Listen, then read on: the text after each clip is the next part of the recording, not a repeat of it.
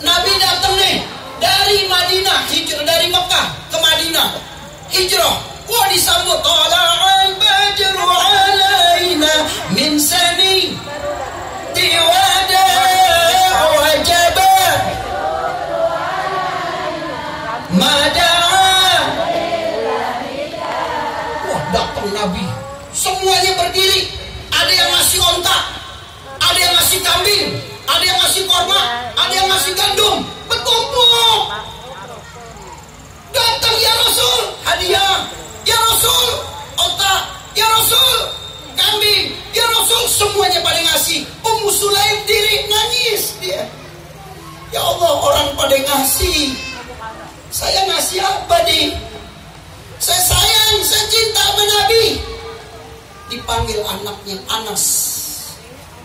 Anas, sini Anas. Sini sayang, kamu maju. Nah, cepat kasih duit. Ya, Kami kebanyakan duit kamu sendiri. Kos. Iya benar. Airnya taruh dulu sayang. Duitnya jangan kasih Habib. Nih Ummu Sulaim. Nabi datang, orang pada ngasih, dia orang miskin. Ummu Sulaim. Cuman dia punya anak. Kopinya yang bagus ya. Iya pintar, pintar. Ya. Dideketin Nabi, ya Rasul. Yang lain pada ngasih, saya nggak ngasih ya Rasul. Saya punya anak ya Rasul. Saya hadiahkan anak saya untukmu ya Rasul. Untuk bantumu ya Rasul. Dari kecil anaknya. Siapa namanya sayang? Fatir. Kelas berapa? Ibunya hadir enggak? Mana? Mana Bu? Kasih duit ibunya ya. Iya. Kasih duit. Duit cepet. Kasih. Kasih ibunya. Kasih ibunya. Hah? Kapal Quran. Juz 30. Subhanallah. Insyaallah. Ya. Ya. Awas tuh. Besi. Ya. Masya Allah. Nah, udah. Nggak ada ya Rasul. Saya nggak ada apa-apa. Cuma anak doang saya hadiahin buat kau ya Rasul. Terima kasih. Dari kecil tuh anak megangin sendal Nabi. Dipegangin sama tuh anak. Pakaian Nabi dicuciin sama dia. Imamahnya Nabi. Setiap Nabi mau jalan, bajunya udah rapi. Anak masih kecil. Yang lain ngasih harta, yang lain ngasih onta, ngasih gandum, ngasih kurma, bahkan ngasih rumah buat Nabi. Tapi Ummu Sulaim, anaknya dikasih buat Nabi, ya Rasul. Ini anak saya. Kamu jadikan apa saja. Terserah, mau dijadiin budak, mau dijadiin apa, terserah ya Rasul. Pokoknya saya ngasih anak saya yang saya cintai, yang saya sayangi. Gitu dong Bu. Anaknya suruh hadir pengajian, ya, bantu kiainya, bantu ustadznya. Lo ngapain bantu kiai nggak dapet duit? Kalau maluin, ya Allah. Tuh anak sekarang ngebantu ustadz, ngebantu kiai, nanti insya Allah tuh anak bisa ngebantu ibu. Coba kalau ibu meninggal nanti, ya, tuh anaknya bilang ke kiainya, Pak Kiai, Habib, Umi meninggal. Langsung karena anaknya berkhidmah sama gurunya, sayang sama gurunya, karena ibunya ridho, bapaknya ridho, dia bantu para pejuang-pejuang kiai, ustadz dan habib. Akhirnya ibunya disolatin sama tuh kiai, sama tuh habib, sama tuh ustadz, tuh kiai nge-share ke WA-nya, nge-share ke murid-muridnya, nge-share tuh habib ke grup-grupnya, ustadznya. Wah, pada berdatangan. Banyak yang nyolatin ibunya. Tuh, hadirin.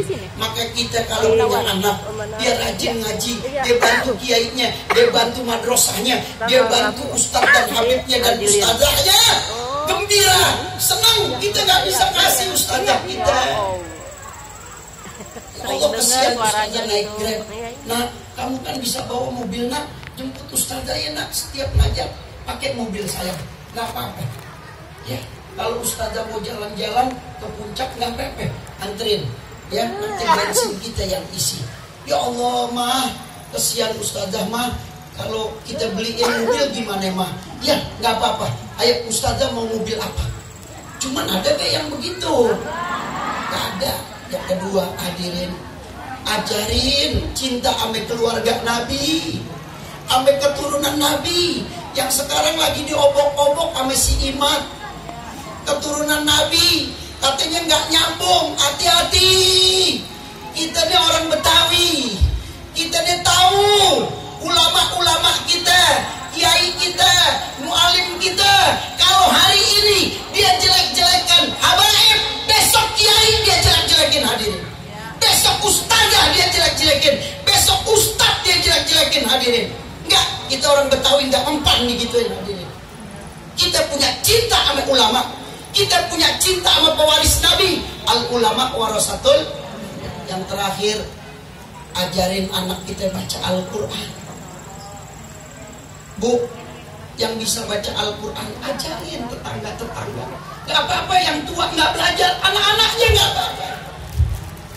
Bagaimana ketika Nabi masuk ke Taif, disambitin pakai batu. Bahkan mohon maaf, kotoran-kotoran ontak dan kambing dilemparin ke kepalanya Nabi, hadirin. Nabi gak balas.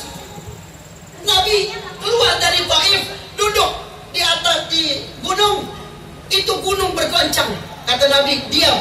Tahukah kamu siapa yang berada di atas gunung ini? Anta Rasulullah Sallallahu Alaihi Wasallam. Apa kata kedua gunung itu? Wahai kekasih Allah, izinkan saya untuk menghancurkan semua penduduk Taif yang menzalimimu.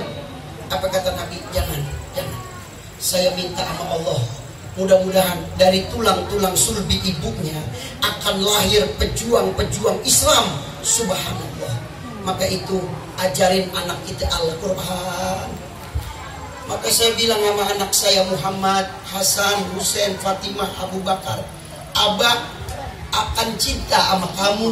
Abah akan menganggap kamu sebagai anak 100% kalau kamu udah bisa baca Al-Quran. Alhamdulillah, semuanya udah bisa.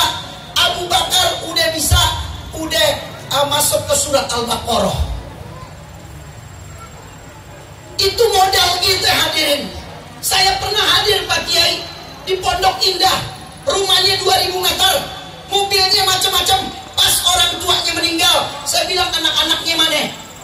Ini Beb 6 orang, yuk kita baca Yasin. Maaf Beb, kita belum bisa baca Quran. Sekolahnya di Amerika, sekolahnya di Australia, sekolahnya di Malaysia, di luar negeri, 6-6-nya. Satu pun gak ada yang bisa baca Al-Quran. Bu, bangga kalau anak kita udah bisa baca Al-Quran. Gak ada modal kita yang lain kecuali keturunan kita bisa baca Al-Quran. Kita meninggal nanti dia bacain Yasin, dia khatamin Al-Quran, dia niatin buat kita. Itu adalah bekal kita. Mudah-mudahan Allah angkat derajat kita. Kita baca doa penutup. Shadaqallahul azim.